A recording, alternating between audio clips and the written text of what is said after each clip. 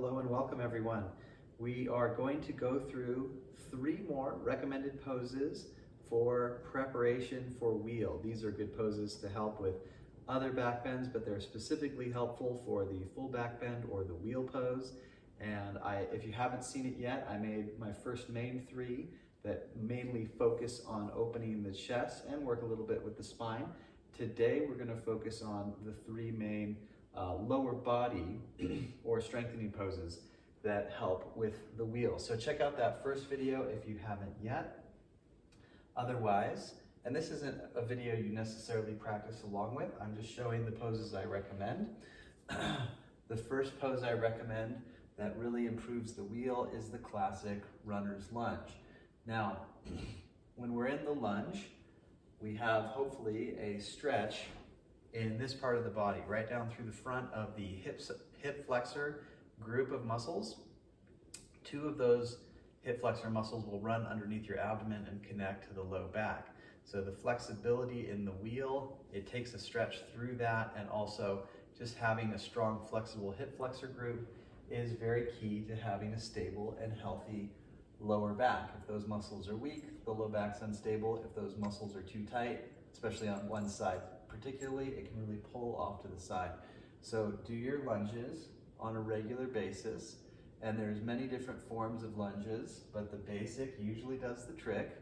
If you don't feel anything and you need to go deeper, lifting and or bending the knee more forward can be effective to going deeper into the hip flexor. Bending the knee more forward can be problematic to the knee, especially if you're tight in the ankle. So it is a method, but it is a method you need to be prepared for.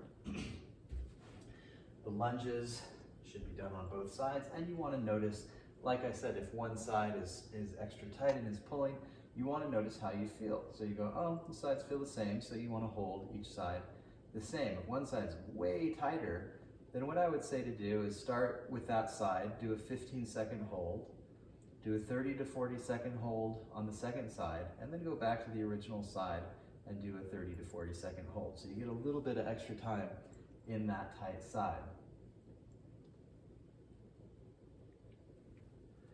The next pose I want to focus on is a face down quadricep stretch. So there's a variety of ways to do it. The simplest and most relaxing way is just to rest your head on the opposite forearm, you reach back, and you stretch the quad. This also will release the hip flexor a little bit, especially if you really press down forward through the hips. So when we do this, sometimes the tailbone is lifting and the abs aren't quite on the floor, and it's a little hard on the back, and it just takes you out of the stretch. So when you're really pressing the front of the hips down into the floor, then you'll get a good deep stretch in both your hip flexor and mainly your quadricep. So just like the runner, you do both sides, you see how you feel. Practice according to which side is tighter, or if you're even, practice evenly. When you do the wheel, if the quads are really tight, again, it's going to restrict the low back.